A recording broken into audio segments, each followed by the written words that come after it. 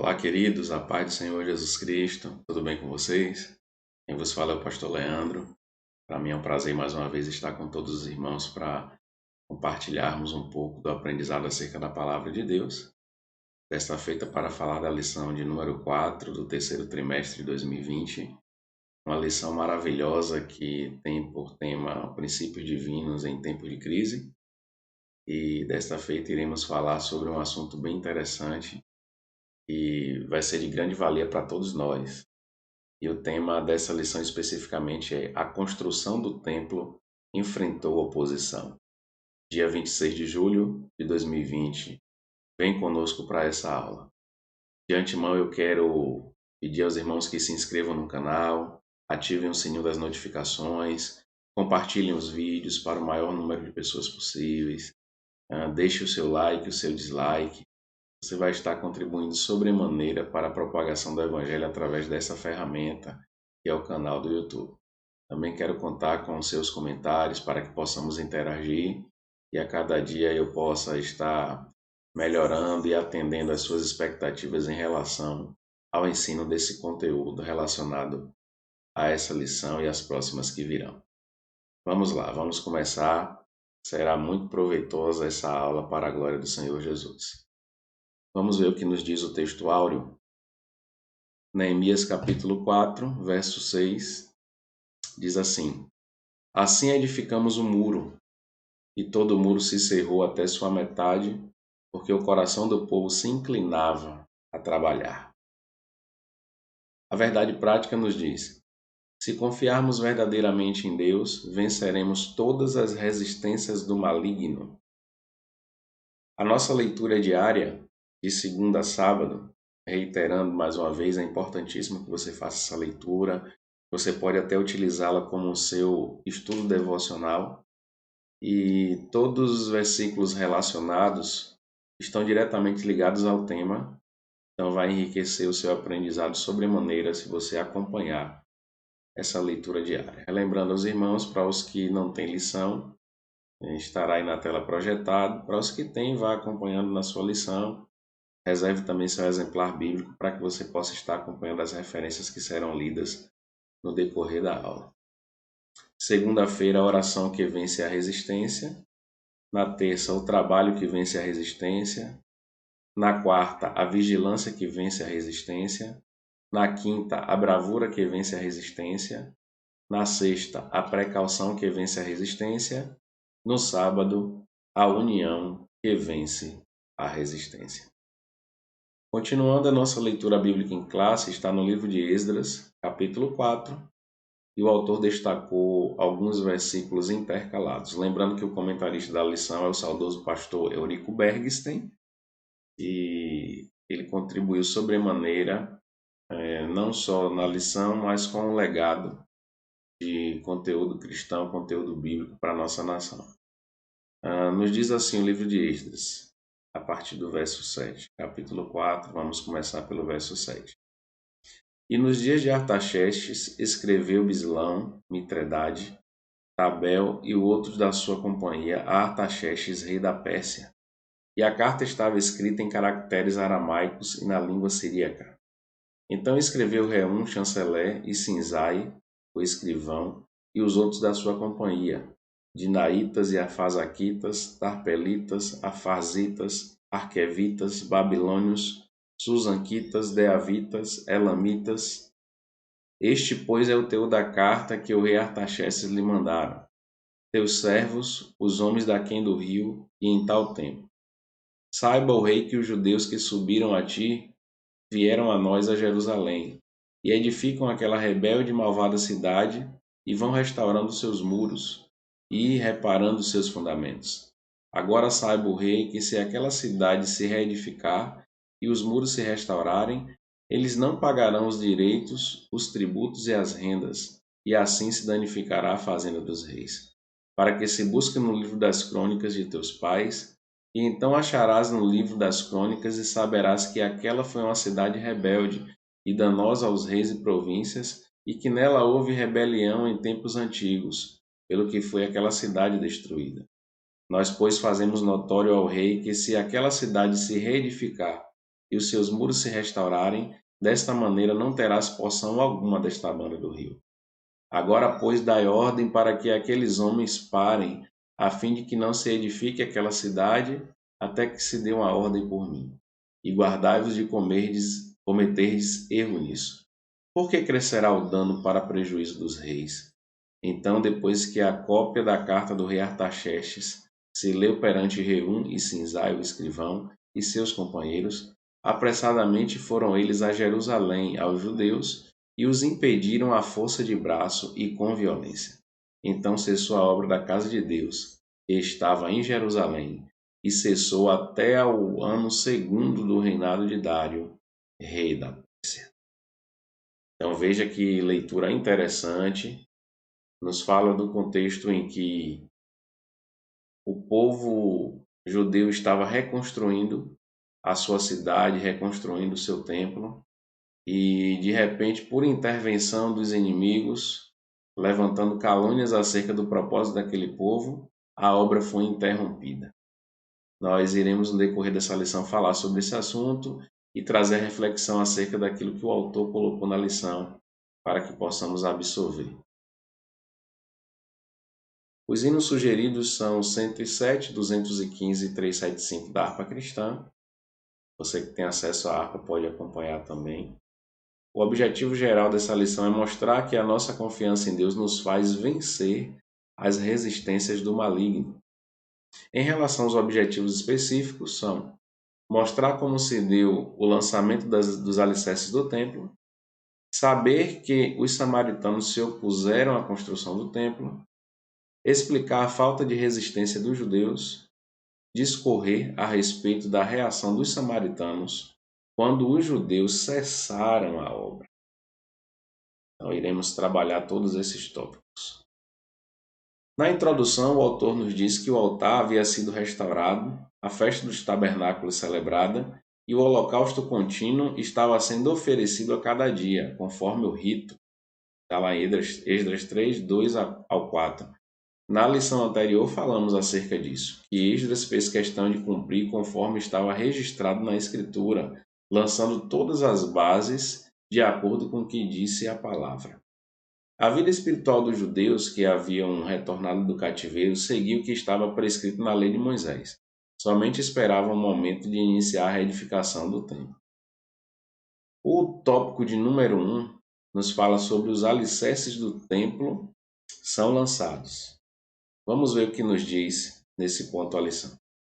Depois que os materiais para a construção do templo chegaram, segundo a concessão feita pelo rei Ciro da Pérsia, Zorobabel e os que haviam voltado do cativeiro lançaram os alicerces do templo.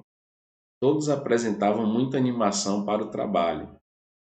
No subtópico 1, o autor nos fala: o lançamento dos alicerces foi celebrado com solenidade. Os sacerdotes já paramentados e com trombetas, e os levitas, filhos de Asaf, com saltérios, para louvar ao Senhor, conforme a instituição de Davi, rei de Israel. Todos os que assistiram ao lançamento dos alicerces expressaram seus sentimentos com tão grande júbilo que as vozes se ouviam de muito longe.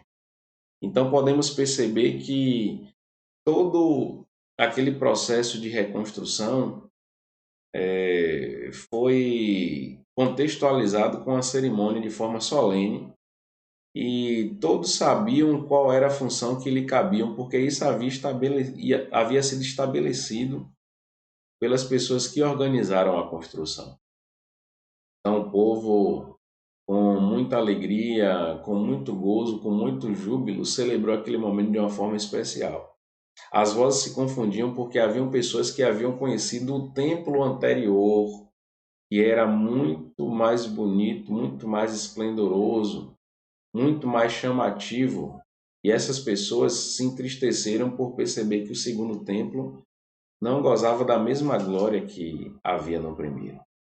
Por outro lado, algumas pessoas que estavam também no cativeiro e se alegraram com a perspectiva de retornarem e poder cultuar o seu Deus na sua cidade, no seu templo, se alegraram e as vozes se confundiam entre choro e júbilo, choro de tristeza e choro de alegria. Mas, entretanto, vale salientar que esse sentimento não podia ser identificado na sua proporção por conta da multidão que ali havia. E o que importa é que o propósito de Deus havia se concretizado e ali eles estavam reunidos em sua própria nação para celebrar ao Deus verdadeiro, ao Deus de Israel. O segundo subtópico nos fala sobre a reedificação do templo. Ela foi o resultado do despertamento que veio através de Ciro, rei da Pérsia. Nós também trabalhamos isso na lição anterior, o rei que foi usado por Deus para autorizar os judeus a retornarem para a sua cidade para reconstruí-la, mas não só isso, um rei que proveu também recursos para que isso pudesse ser feito. Então Deus tocou no coração do rei Ciro, cumpriu a profecia de Jeremias, que havia anunciado que após 70 anos o povo seria trazido de volta para a sua terra, e concretizou o seu plano de uma forma poderosa, intervindo naquele governo para cumprir aquele projeto.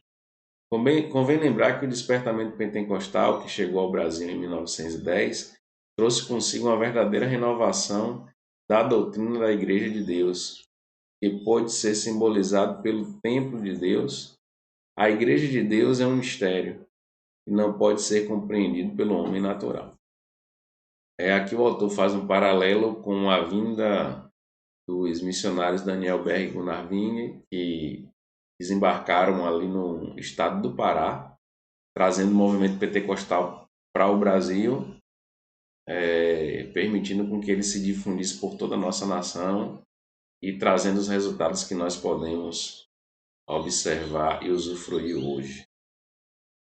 Aqui o autor ainda faz uma subdivisão entre 3 letras e ele pontua a forma que o Espírito Santo atuou nesse processo de implementação da Igreja de Cristo conforme o propósito que o Pai estabeleceu pelo seu próprio poder.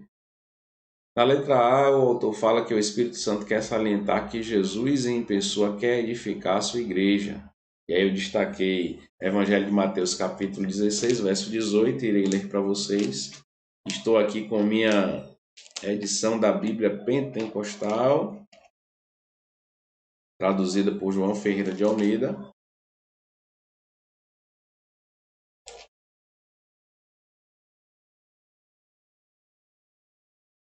Essa Bíblia é muito interessante e recomendo a todos adquiri-la para desenvolver o seu aprendizado, o seu conhecimento acerca das Sagradas Escrituras. Mateus 16, 18, você que puder acompanhe comigo. Nos diz assim o texto bíblico: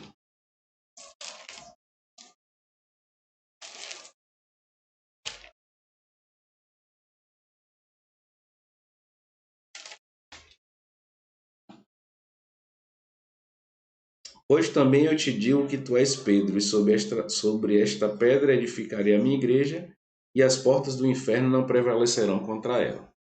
Palavra de Jesus falando acerca da edificação da igreja, não apontando para Pedro, mas apontando para si mesmo. Tu és Pedro, pedra pequena, e sobre mim, que sou pedra grande, edificarei a minha igreja. Esse é o sentido da tradução original. O autor ainda continua falando acerca do Espírito Santo, que quer gerar um sentimento de reverência pela igreja do Senhor, que é morada de Deus, Efésios 2, 22. Eu também destaquei esse texto para que possamos acompanhar através da leitura. Nos diz assim: no qual também vós, juntamente, sois edificados para a morada de Deus no Espírito. Então veja que o apóstolo Paulo fala acerca disso. E o autor ainda traz que o Espírito Santo quer adestrar a igreja porque ela é um instrumento da ação de Deus aqui na terra. Ainda no livro de Efésios, capítulo 3, verso 10, o texto nos diz assim: para que agora pela igreja a multiforme sabedoria de Deus seja conhecida dos principados e potestades nos céus. Então perceba que Deus planejou de forma tremenda o que viria a se concretizar através de Cristo, pela atuação do Espírito Santo, o mistério escondido nele, que é a igreja do Senhor. E a igreja foi edificada sobre Jesus, e nós que somos templo, tabernáculo do Espírito Santo, também fazemos parte dessa edificação, com o objetivo de propagar, difundir a revelação que Deus deixou para que nós conhecêssemos. Por que eu uso a expressão Deus deixou para que conhecêssemos? Porque a Bíblia não esgota a revelação de Deus. A Bíblia é a revelação daquilo que Deus permitiu ser conhecido.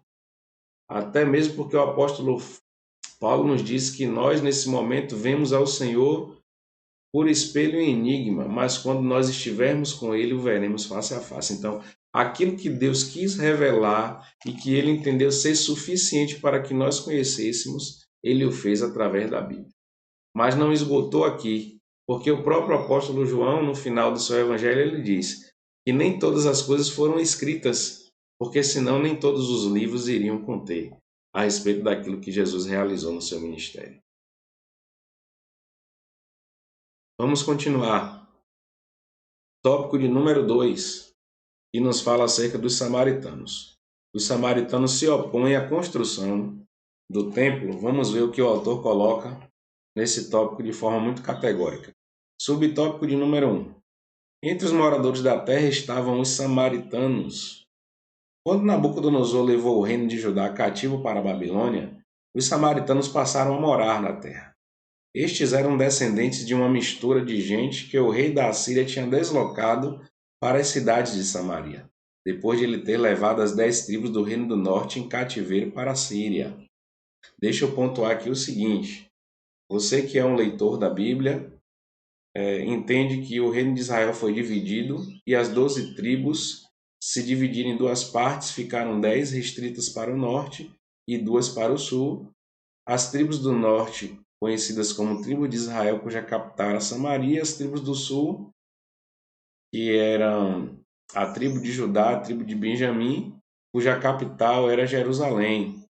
Então, em relação ao reino do norte, quando foi invadido pela Assíria, o rei da Assíria deportou os israelitas que ali viviam e colocou naquela terra pessoas provenientes de outros povos e fez uma grande mistura, inclusive com os cananeus que estavam ali próximos. E aquela região que eles habitaram, que era a região de Samaria, se caracterizou por isso, um misto de pessoas, um misto de povos que alegavam adorar o Deus verdadeiro, que era o Deus de Israel, mas em paralelo a isso adoravam também os outros deuses pagãos. Então era uma mistura de culturas, uma mistura de religiões, uma mistura em todos os aspectos que caracterizavam o povo de Samaria. Eram pagãos que haviam sido ensinados acerca do Deus de Israel. Então eles continuavam servindo a vários deuses. O subtópico de número 2 nos fala sobre os samaritanos que tentam frustrar a construção do templo. A maldade dos samaritanos os levou a enviar uma carta ao rei da Pérsia contendo acusações mentirosas contra os judeus. O rei que recebeu aquela carta, a saber Artaxerxes, não conhecia bem sobre o assunto e mandou parar a obra. O texto que nós lemos no início da lição retrata isso. Os samaritanos não estavam satisfeitos com a reconstrução realizada no Reino do Sul e tentaram intervir de todas as formas. Por isso se infiltraram no meio do povo, por isso conspiraram no sentido de impedir aquela construção, a ponto de escrever uma carta levantando uma calúnia, criticando o povo de Jerusalém e alegando que aquele povo iria se levantar contra o próprio reino porque eram rebeldes e, além disso, não iriam contribuir com os impostos que lhes era cabido, que lhes era devido. Isso tudo foi feito no sentido de descaracterizar e impedir a construção. Primeiro, porque eram povos que não tinham compromisso com Deus verdadeiro. Segundo, porque se sentiam ameaçados porque aquela região era vista por eles como uma perspectiva também de viver ali, de ter como propriedade.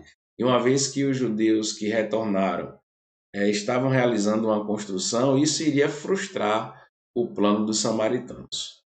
Então, o texto é muito claro acerca disso, e eu ainda irei falar um pouco aqui mais para frente num texto bíblico que eu destaquei para que nós possamos ler e entender um pouco mais acerca do que aconteceu. Uma recomendação de subsídio bíblico teológico, comentário bíblico de Bacon. Então, se você puder adquirir, é bem interessante o comentário desse autor, e ele aprofunda acerca desse tema. Para você que possa ter acesso, com certeza será de grande valia. O que nos diz o tópico 3 da lição? Continuando. Como se explica a falta de resistência dos judeus? Isso aqui é interessante destacar porque podemos perceber de forma muito clara que os judeus interromperam a obra, e nós vamos entender por quê. Mas antes de adentrar nesse tópico 3, eu quero voltar aqui no tópico 2 para ler a referência que eu havia sinalizado, que está lá no segundo livro dos Reis, capítulo 17, versos 23 ao 33. Esse texto nos fala um pouquinho acerca da história dos samaritanos naquele contexto, e é importante para que você possa assimilar um entendimento acerca disso. Eu fiz questão de destacar. Vamos ler aqui. Segundo Reis 17, a partir do 23. Nos diz assim: ó. E o rei da Assíria trouxe gente de Babel, e de Cuta, e de Ava, e de Ramate, e de Sephat-Vataim, e a fez habitar nas cidades de Samaria. Então vejam que foram vários povos que ali o rei colocou para habitar, em lugar dos filhos de Israel. E tomaram a Samaria em herança e habitaram nas suas cidades. E sucedeu que no princípio da sua habitação ali não temeram ao Senhor, e mandou o Senhor entre eles leões que mataram alguns deles. Olha a punição de Deus. Pelo que falaram ao rei da Assíria, dizendo: a gente que transportaste e fizeste habitar na cidade de Samaria não sabe o costume do Deus da terra. Pelo que ele mandou leões entre ela, e eis que a matam, porquanto não sabem o culto do Deus da terra. Então o rei da Síria mandou dizer: levai ali um dos sacerdotes que transportaste de lá, e ele vá e habite lá, e lhes ensine o costume do Deus da terra. Veio, pois, um dos sacerdotes que transportaram de Samaria, e habitou em Betel, e lhes ensinou como deviam temer ao Senhor. Então percebam, o sacerdote veio no sentido de ensinar as leis de Deus para que o povo pudesse segui-lo e evitasse toda a matança promovida pelos leões que haviam vindo para a terra. Mas continuando, veja o que o texto diz. Veio, pois, um dos sacerdotes, esse eu já li, 29. Porém, cada nação fez os seus deuses e os puseram nas casas dos altos que os samaritanos fizeram, cada nação nas suas cidades nas quais habitavam. E os de Babel fizeram Sucote-Benote, e os de Cuta fizeram Nergal, e os de Ramate fizeram Azima. E os aveus fizeram Nibais e Tartaque, e os Sepharvaitas queimavam seus filhos no fogo, a Adrameleque e a Anameleque, deuses de Sepharvaim. Assim temiam ao Senhor, e dos mais humildes se fizeram sacerdotes dos lugares altos, os quais exerciam o ministério nas casas dos lugares altos. Assim ao Senhor temiam, e também a seus deuses serviam, segundo o costume das nações, dentre as quais tinham sido transportados. Então perceba, era uma mistura de cultos. Eles serviam ao Deus ao qual eles haviam aprendido pelo sacerdote que veio, a mando do rei, mas serviam também aos deuses provenientes das suas culturas. Então isso se tornou característica dos samaritanos, uma religião totalmente profanada, um movimento que podemos trazer para hoje associado ao ecumenismo, que alega que todos os caminhos que levam a Deus e que cada um deve adorar o seu Deus com toda a liberdade, e todas as religiões devem se juntar no seu propósito. Então perceba que esse era um costume de Samaria, mas que lhe trouxe consequências drásticas, porque eles não se voltaram para adorar ao Deus verdadeiro. Vamos continuar. Tópico de número 3. Como se explica a falta de resistência dos judeus? Isso é um assunto muito interessante porque fala acerca da postura adotada por eles diante da adversidade e da proibição feita pelo rei Artaxerxes em relação à reconstrução. Os judeus deveriam ter ido ao rei da Pérsia para assegurar a construção. Veja o que o autor coloca aqui no subtópico 1. Uma ordem dada a uma autoridade superior não pode ser invalidada por uma autoridade inferior. A ordem de construir o templo tinha sido dada pelo Deus do céu, através do rei Sírio, a maior autoridade da época, que assinara o decreto da construção do templo. Os judeus deveriam ter recorrido a Deus.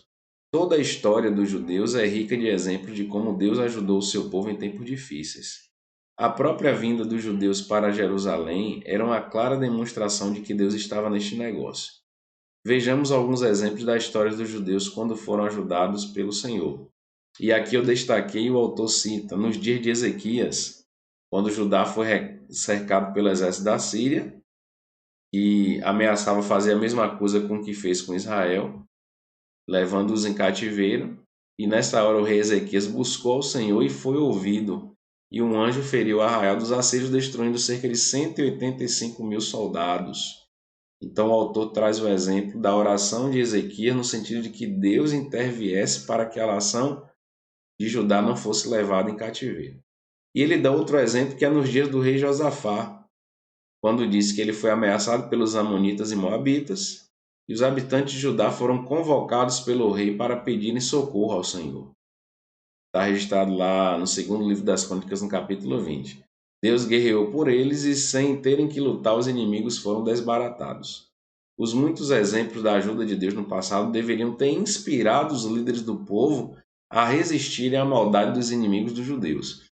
Então o autor coloca, e que serve base para a nossa reflexão, é que os judeus não deveriam se contentar com aquela oposição feita pelos samaritanos e nem desistir diante da negativa dada pelo rei Artaxerxes. Muito pelo contrário, eles deveriam ouvir a orientação de Deus, insistir, fazer um apelo ao rei, enfrentar os seus inimigos, se dedicar à construção em detrimento da oposição que havia sido colocada contra eles. Isso serve para que nós possamos refletir acerca da nossa postura também diante das adversidades que são colocadas sobre nós. Qual foi a visão que Deus nos deu? Qual foi a orientação que Deus nos deu? Qual o peso da palavra de Deus em relação ao propósito, ao projeto que Ele quer estabelecer, nos usando como ferramenta? Precisamos nos colocar na posição e agir segundo a orientação do Pai, enfrentando as adversidades, lutando para que os propósitos sejam cumpridos e concretizados. O autor cita os exemplos de Josafá e do rei Ezequias para que venhamos entender que quando eles colocaram nas mãos de Deus e intercederam e agiram no sentido de cumprir um propósito, as adversidades e as barreiras foram lançadas por terra e a vontade de Deus prevaleceu. Então isso serve de base para a nossa reflexão. O povo, diante do impedimento que surgiu, simplesmente desistiu de continuar reconstruindo o templo. No subtópico 3, o autor ainda fala que o motivo da falta de resistência dos judeus era de ordem espiritual. Zorobabel, o chefe político do povo judeu, até então tinha confiado em sua própria força. Quando as suas próprias forças se esgotaram, não teve mais condições de resistir, sentindo-se inteiramente desarmado diante do inimigo. O autor dá uma referência de Zacarias 4:6. Ele ainda cita o exemplo de Josué, o sumo sacerdote, líder religioso do povo, que estava com suas vestes manchadas. Eu fiz questão de destacar esse texto para ler, para que nós possamos entender a revelação. Este fato tirou dele toda a autoridade espiritual. Diante do problema causado pelos inimigos, ele não tinha fé para buscar a ajuda de Deus, o Todo-Poderoso, uma vez que o mistério da fé é guardado em uma pura consciência. Isso nos diz Paulo em 1 Timóteo 3,9. Então, vamos ver o que é colocado aqui nesse texto de Zacarias, capítulo 3, verso 3.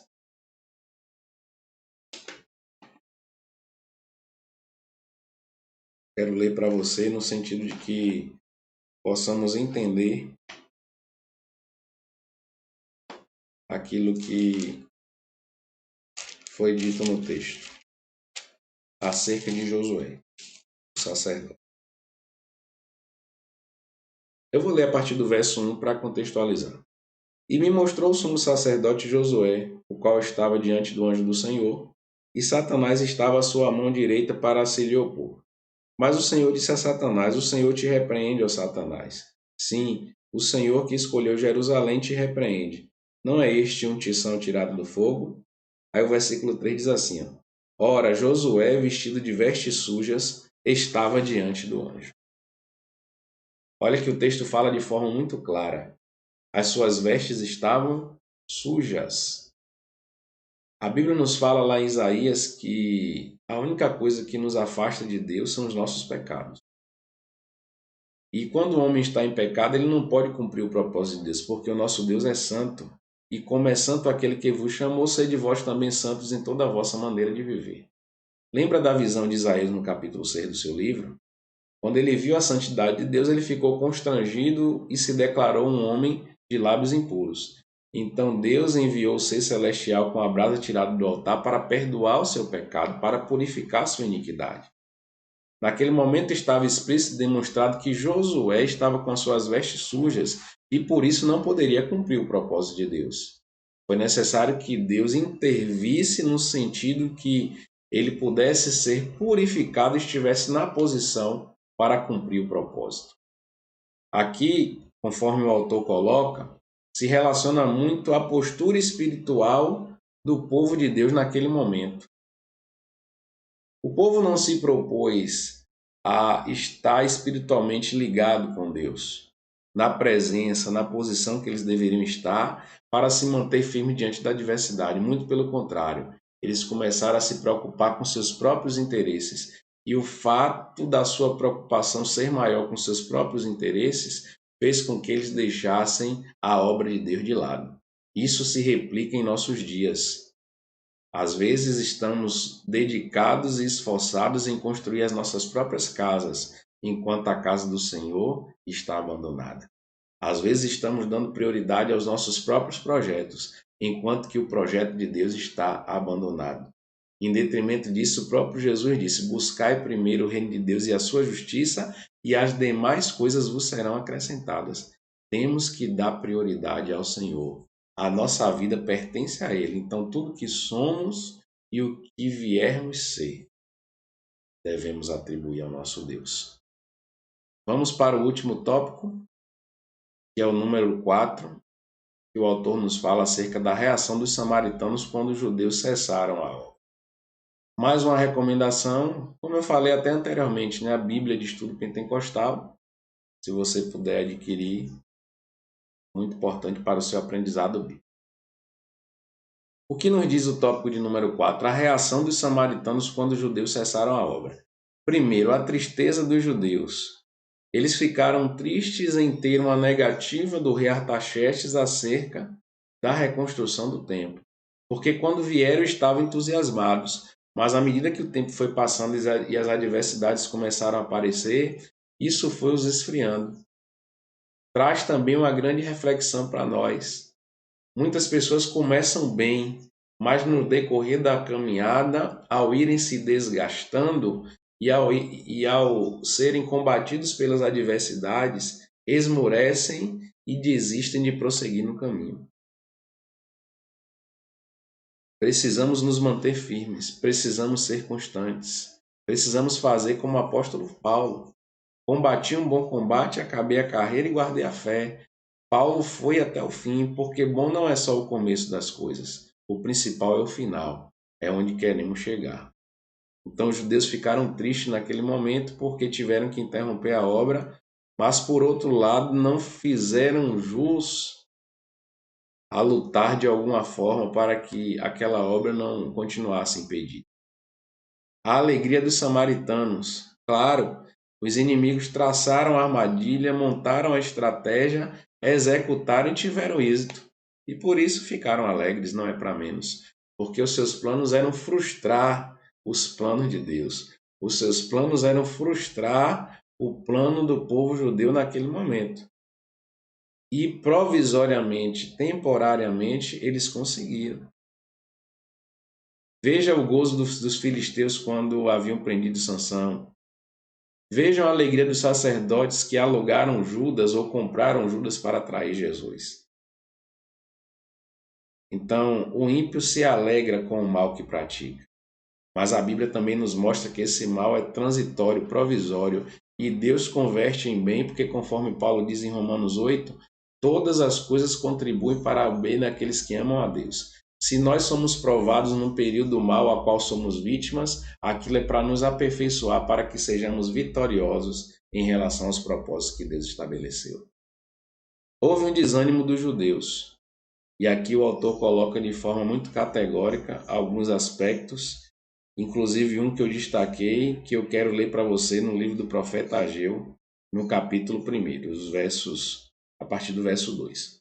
Os judeus que tinham voltado do cativeiro para construir o templo sentiram-se humilhados e tristes. Não era para menos. Mas, passado algum tempo, acomodaram-se com a situação e não lutaram pela continuidade da construção do templo. Deixaram-se dominar pelo desânimo. E o desânimo é uma das ferramentas mais eficazes usadas por Satanás contra os crentes. E isso é a pura verdade. Alguns se conformaram pensando que talvez ainda não era vontade do Senhor para construir o templo. Outros aproveitaram a interrupção para se dedicar à construção das próprias casas.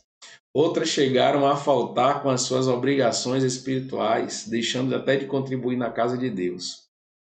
Talvez alguns judeus sinceros até tivessem ficado tristes e buscassem a Deus em oração, mas o fato é que a maioria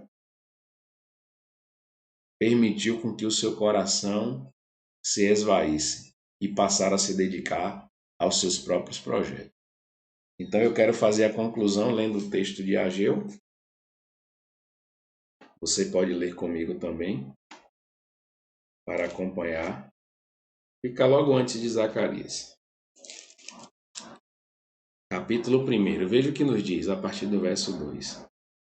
Assim fala o Senhor dos Exércitos, dizendo: Este povo diz, não veio ainda o tempo em que a casa do Senhor deve ser edificada. Veio, pois, a palavra do Senhor pelo ministério do profeta Ageu, dizendo: É para vós tempo de habitardes nas vossas casas estucadas, e esta casa há de ficar deserta? Olha que pergunta retórica. Ora, pois, assim diz o Senhor dos Exércitos: Aplicai o vosso coração aos vossos caminhos. Semeais muito e recolheis pouco. Comeis, mas não vos fartais. Bebeis, mas não vos saciais. Vestivos, mas ninguém se esquece. E o que recebe salário, recebe num saquetel furado. Olha que coisa interessante. Assim diz o Senhor dos Exércitos: Aplicai o vosso coração aos vossos caminhos. Subi o monte, trazei madeira e edificai a casa, e dela me agradarei, e eu serei glorificado, diz o Senhor. Olhastes para muito, mas eis que alcançaste pouco, e esse pouco, quando o trouxeste para casa, eu lhe assoprei. Por quê? Disse o Senhor dos Exércitos. Por causa da minha casa, que está deserta, e cada um de vós corre à sua própria casa. Verso 10. Por isso retém os céus o seu orvalho, e a terra retém os seus frutos. Olha a consequência na vida das pessoas que se dedicam a buscar os seus próprios interesses em detrimento da causa do Senhor.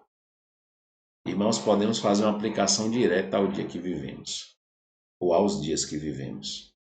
As pessoas estão vivendo na geração do selfie.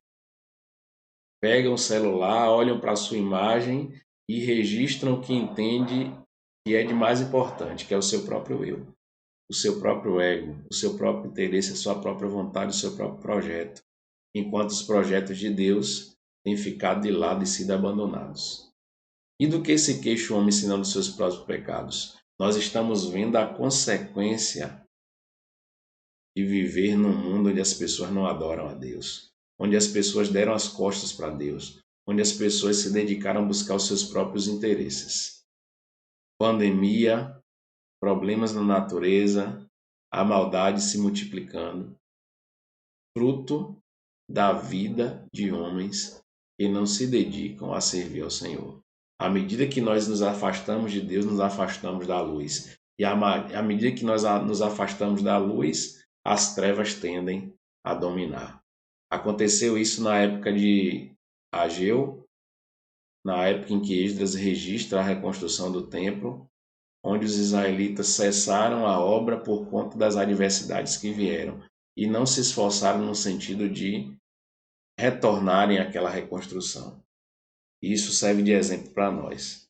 Precisamos assimilar isso e não agir como aquele povo agiu naquele momento, mas em detrimento das adversidades, combater o mal, combater tudo que se levanta, no sentido de que o propósito de Deus prevaleça, no sentido de que a vontade do Senhor seja implementada segundo o seu propósito e nos usando como instrumento, como ferramentas que ele nos escolheu. Então guarde essa mensagem no seu coração, desenvolva esse aprendizado, examinando as escrituras, tirando dúvidas, fazendo com que esse conhecimento se torne amplo, para que possamos aplicar em nossa vida o que disse o profeta Oséias: conheçamos e prossigamos em conhecer ao Senhor. Que Deus te abençoe, tenha dias vitoriosos na presença de Deus e aguardo você até a próxima aula. Não se esqueça, comente, compartilhe, nos ajude a propagar esse canal para a honra e glória do Senhor Jesus. Que Deus te abençoe, um grande abraço, fique na santa paz do Senhor Jesus.